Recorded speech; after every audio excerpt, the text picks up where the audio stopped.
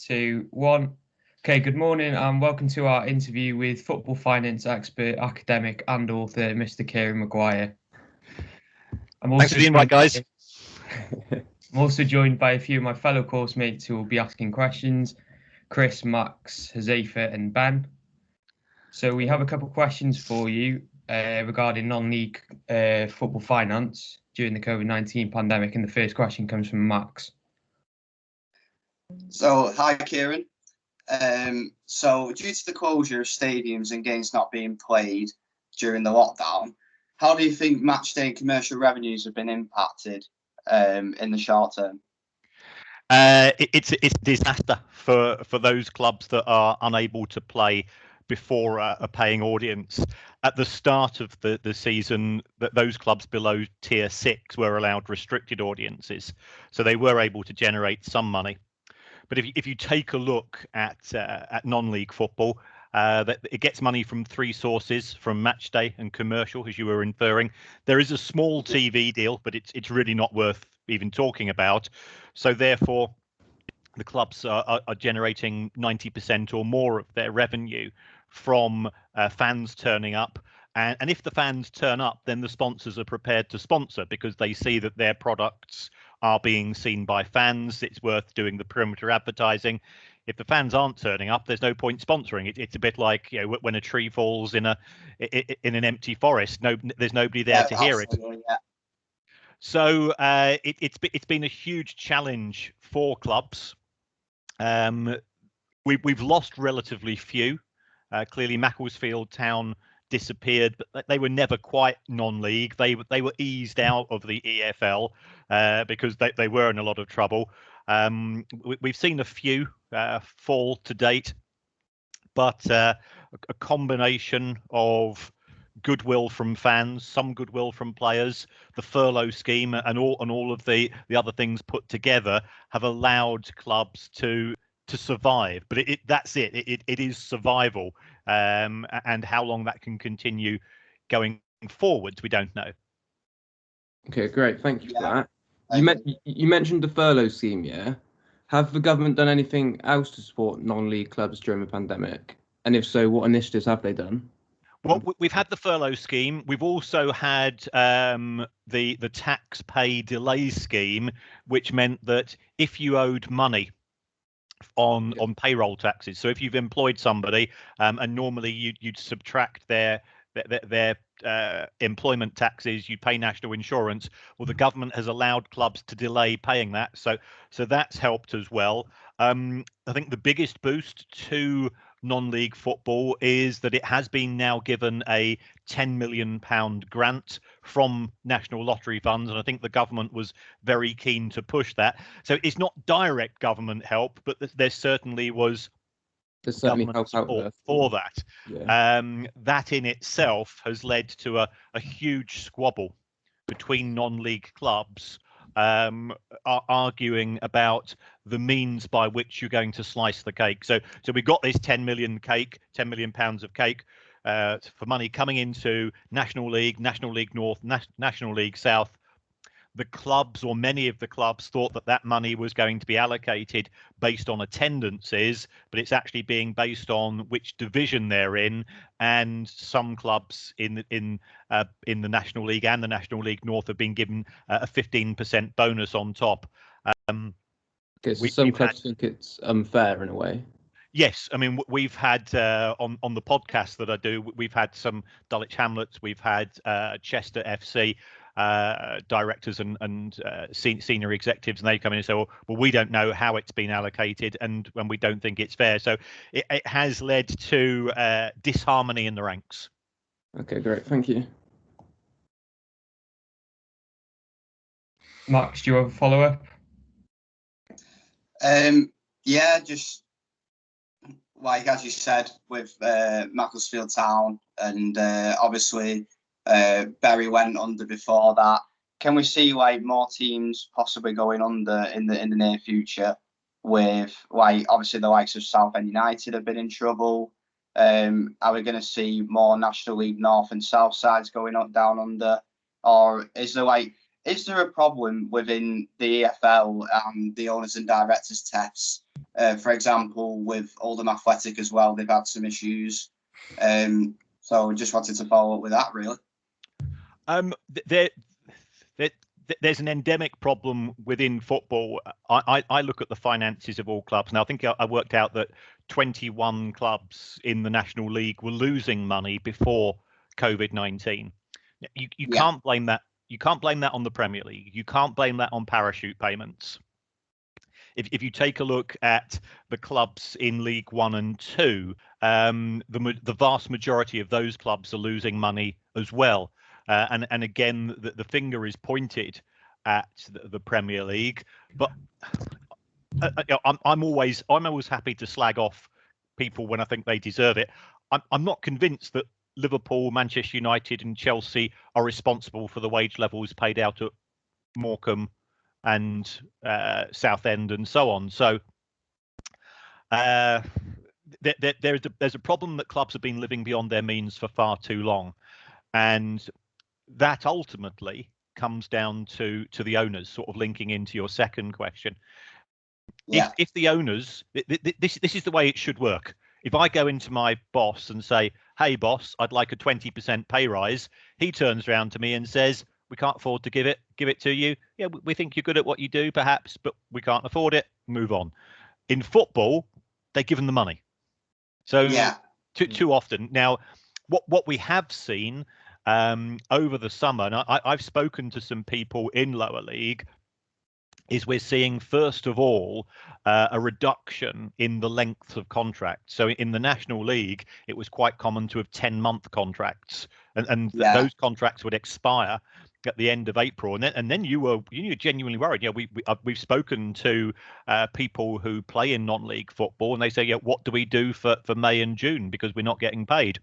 Some of those contracts, as a result of the delay in starting the season, are being reduced to 9 or 8 months. So that's one issue.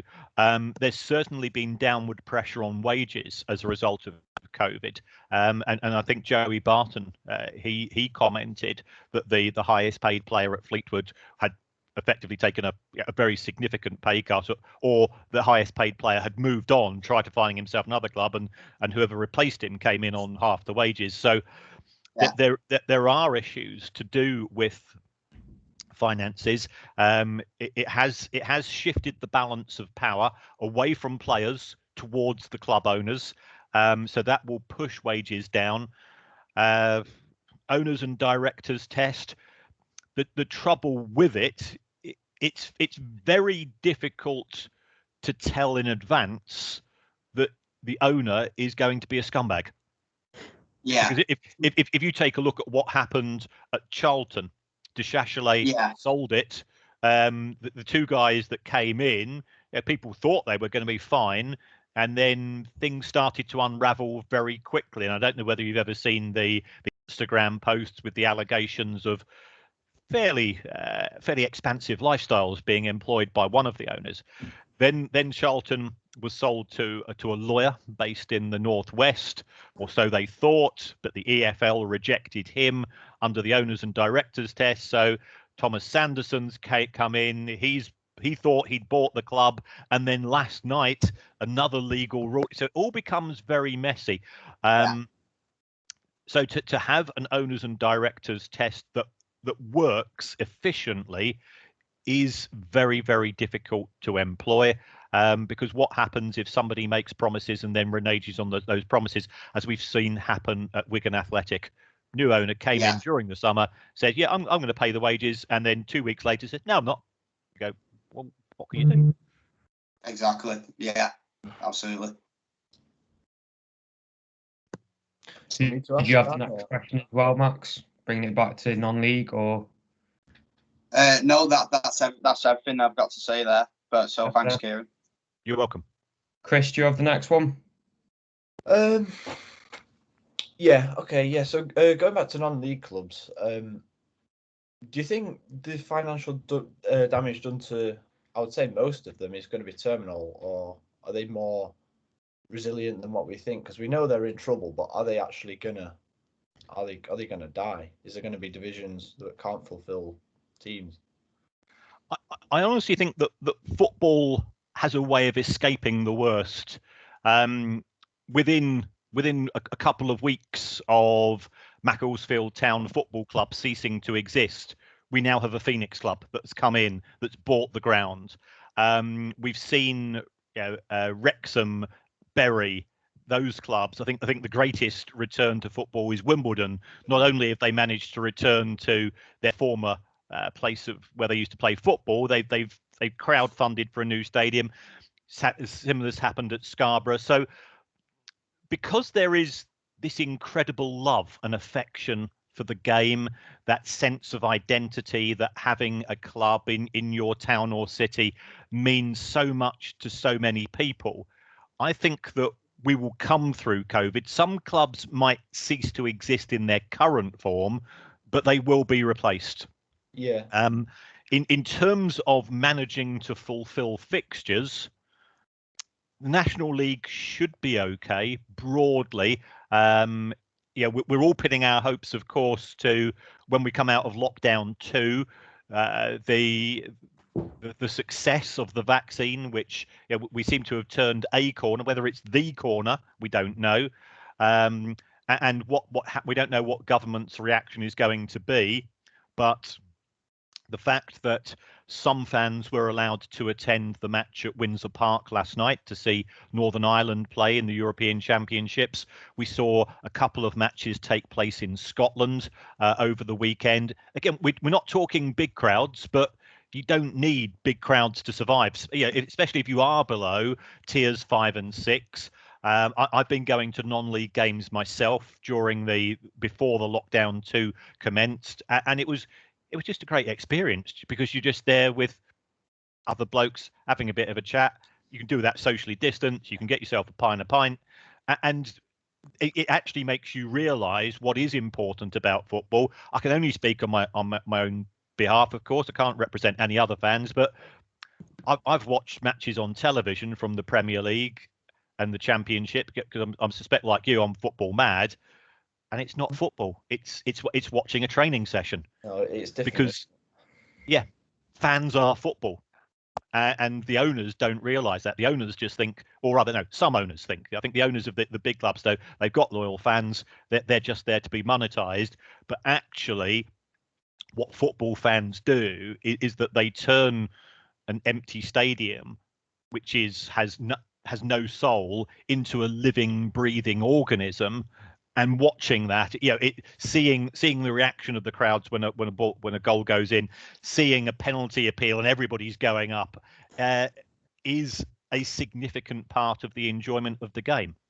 So if we start to make steps towards that in non-league, and that's what I've really enjoyed about non-league football, then I think the game will survive because of the love of the fans for it. Okay, thank you for answering those questions directly from us. We also have a handful of questions from our viewers on Twitter. Following a tweet that we put out, thank you again for the retweet on that. It really helped with engagement and getting some questions in. So, Zephyr, do you have the questions? Yeah, so the first one comes from @Lauren Parry on Twitter. What she says is, what could be the financial implications for EFL and National League clubs due to COVID restrictions, and how could it affect the current situation of the football pyramid? As you drop further and further down the pyramid, you become more and more reliant on matchday income. So if we take a sort of the most extreme example, when Bournemouth were in the Premier League, they were only making £3.80 out of every £100 from matchday ticket sales. So Bournemouth could have played on for another 100 years with an empty stadium. It wouldn't have bothered them in the least. And that's due to the incredible success of the Premier League in terms of A, negotiating the TV deals, and B, the way that it distributed that TV money between all the clubs, which was quite democratic. As we drop into the Championship, the the value of the TV deal drops from a minimum of £100 million. The EFL TV deal is worth around about £2.5 million to a championship club. They also get around about £4.5 million from the Premier League in what is referred to as solidarity payments.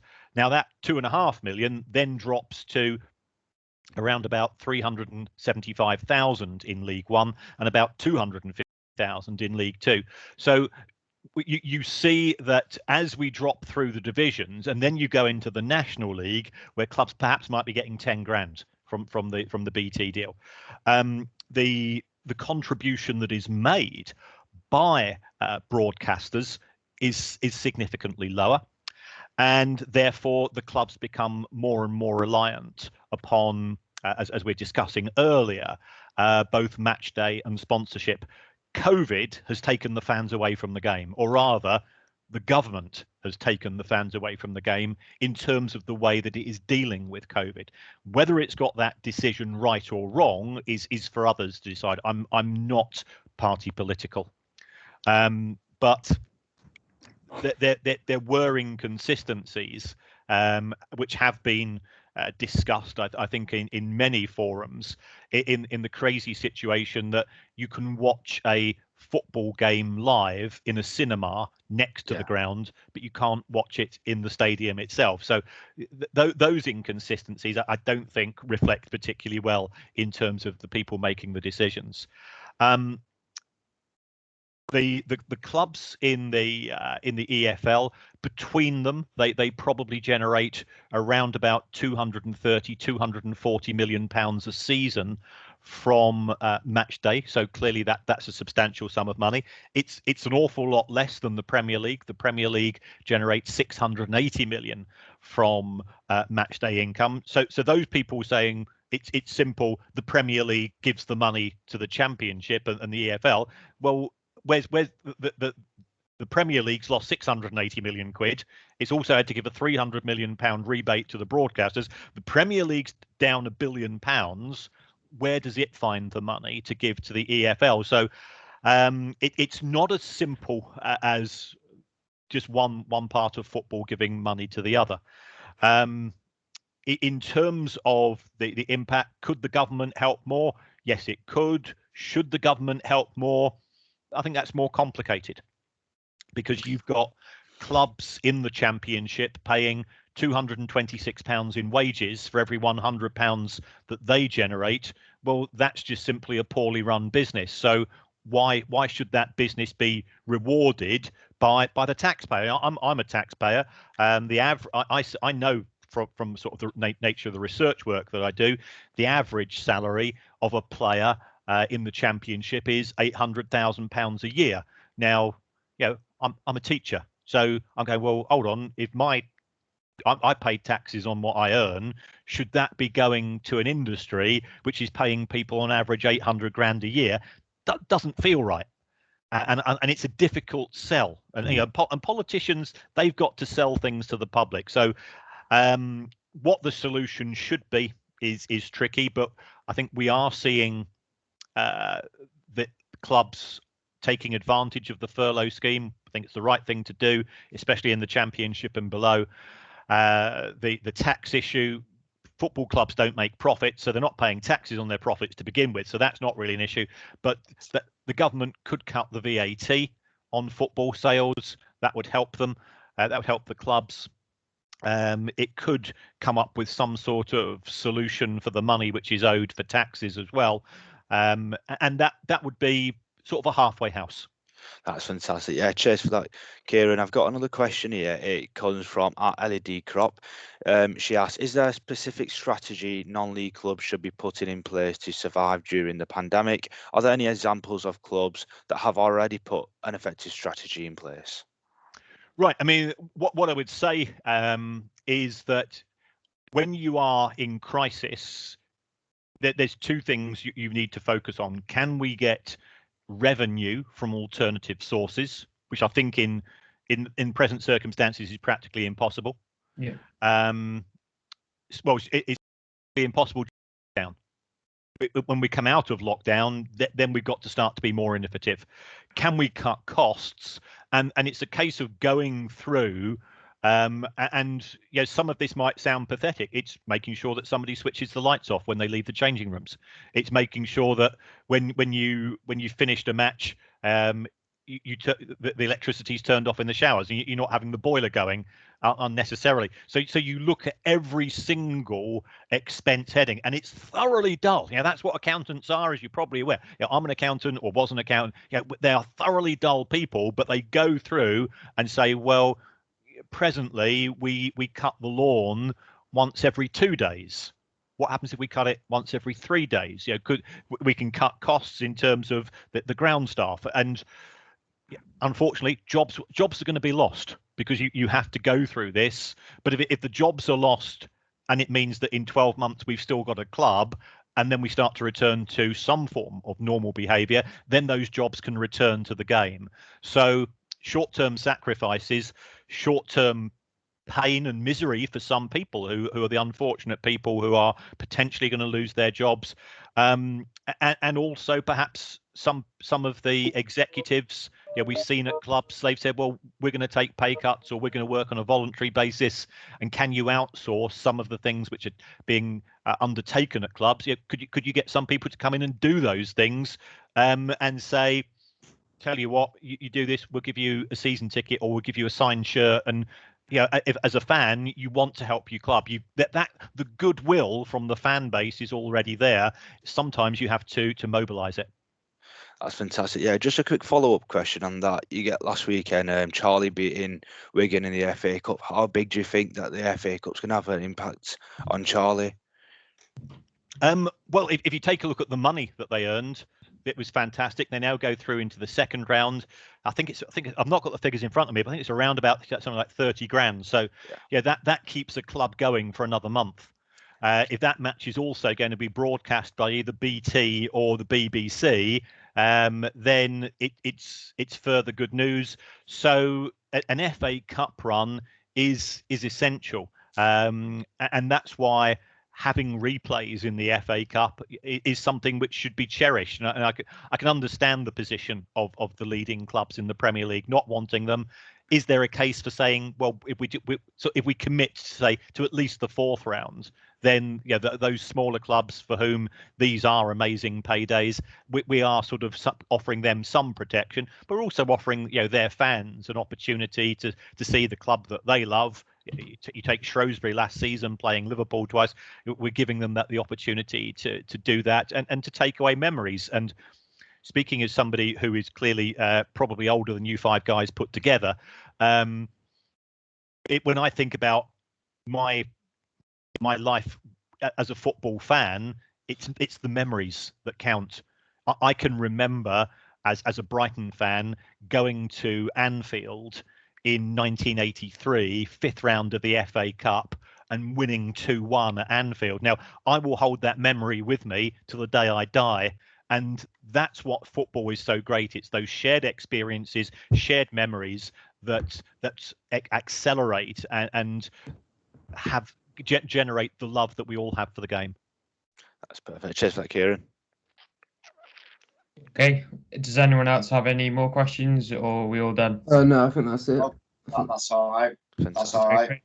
Thank you again Fantastic. very much for your time. Well, thanks for the invite, guys. Appreciate it. Do you have Thank you. anything you'd like to promote, for example, your book or? Well, yeah, I do have a book here. What I wrote. It's called The Price of Football. It's tried to give people an understanding as to how money in the game actually works at a club level. All of the royalties from this book go to the Trussell Trust, which is a food bank charity. I took the view that when COVID came, the book was being released at the same time. I've never received a royalty check, so therefore I'll never miss one. So 100% of the royalties go to it. People seem to like it. It's got lots of graphs. I've tried to keep it. It's not designed for accountants. It's designed for people to give them a greater understanding. If you guys want a copy, just ping me a note and I'll send you a copy. You can pass it around if you want, sign it, whatever you want. I also do a podcast with stand-up comedian, comedy writer. He's the guy that writes all the scripts for Have I Got News for You and A League of Their Own. So Kevin Day, he's an absolutely brilliant guy to work with. He's somebody who's really passionate. So we do a podcast twice a week called The Price of Football. I'll be honest, we started just over a year ago. We were persuaded to do it by a producer at the BBC, and we both looked at each other and said, well, nobody's going to be interested in this. And there's not enough stories in football to keep us going. And we've now done over 100 episodes. We've had 1.2 million downloads. It seems to be successful because football fans love the game and they love different aspects of the game. And also, I'm working with a stand-up comedian, so it's not me just talking about my spreadsheets, which would be god-awful boring. Yeah. Okay, that's great. That's everything. Again, thank you very much for your time. We really appreciate it. Well, thank you guys, and good luck with your projects, and stay safe, and I hope you enjoy your studies. I'll still say this: best years of your life are as students. Once you have to go and pay the wages, so pay the mortgage and pay for the car loan, it all changes. So make the most of it and have a great time. Okay, great. Thank you. Thank you very much. Thank you. Thank you. Cheers. Cheers.